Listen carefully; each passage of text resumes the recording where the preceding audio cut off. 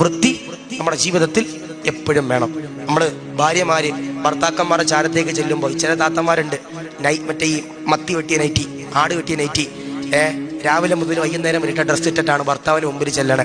അങ്ങനെ ഒരിക്കലും ചെല്ലാൻ പാടില്ല, ഒരിക്കലും ചെല്ലാൻ പാടില്ല. അത് പ്രവാചക ചര്യയല്ല, റസൂലുള്ളാഹിയുടെ ഭാര്യമാരുടെ ചര്യയല്ല. നമ്മൾ കിടപ്പറയിലേക്ക് ചെല്ലുമ്പോൾ വൃത്തിയായിട്ട് കടന്നു ചെല്ലണം. എന്നോട് ആലപ്പുഴ ജില്ലയിൽ അവിടുത്തെ കുടുംബ കോടതിയിൽ വർക്ക് ചെയ്യുന്നൊരു വക്കീല് പറഞ്ഞ, ഉസ്താദെ കഴിഞ്ഞ ദിവസം ആലപ്പുഴയിൽ ഒരു ത്വലാഖിന്റെ അവസ്ഥ എത്തി ഉസ്താദെ. എന്നുവെച്ചാൽ എന്താ കാരണം? ചെറിയ നിസാരമാകുന്ന കാര്യമാണ്. എന്നുവെച്ചാൽ എന്തേ ഉസ്താദെ? പല്ല് തേക്കാത്ത വിഷയം. എന്താണ് പല്ല് തേക്കാത്ത വിഷയം? പല്ല് തേക്കാത്ത വിഷയം. അപ്പം പറയും, ഉസ്താദേ എന്തെന്നറിയോ, ഒരു ഭാര്യയ്ക്ക് പരാതിയാണ്, ഭർത്താവ് സിഗരറ്റ് വലിക്കുന്നവനാ.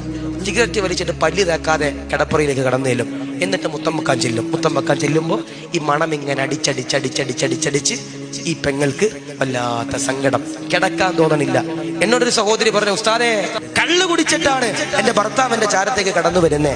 എന്റെ ഭർത്താവ് ഇങ്ങനെ കിടക്കുമ്പോ എന്റെ ഭർത്താവിന്റെ കഴുത്തിലേക്ക് കടാര എടുത്തു വെക്കാൻ പോലും എനിക്ക് തോന്നിയിട്ടുണ്ട് ഉസ്താദേ എന്നൊരു സാധുവായ ഭാര്യ പറയുമ്പോൾ. നമുക്ക് എപ്പോഴും നല്ല സ്വഭാവം ഉണ്ടാകണം, നല്ല വൃത്തി ഉണ്ടാകണം. നമ്മൾ ഒരിക്കലും ജോലിയൊക്കെ കഴിഞ്ഞ് വന്നിട്ട് വിയർപ്പോട് കൂടി എന്ത് ചെയ്യാൻ പാടില്ല. നമ്മൾ കൊള്ളാത്ത വസ്ത്രം ധരിച്ചിട്ട് ഒരിക്കലും ഭർത്താക്കന്മാർ എന്ത് ചെയ്യാൻ പാടില്ല, ഭാര്യമാരുടെ മുമ്പിലേക്ക് കടന്നു ചെല്ലാൻ പാടില്ല. ഒന്ന് കുളിക്കണം, വൃത്തിയാകണം.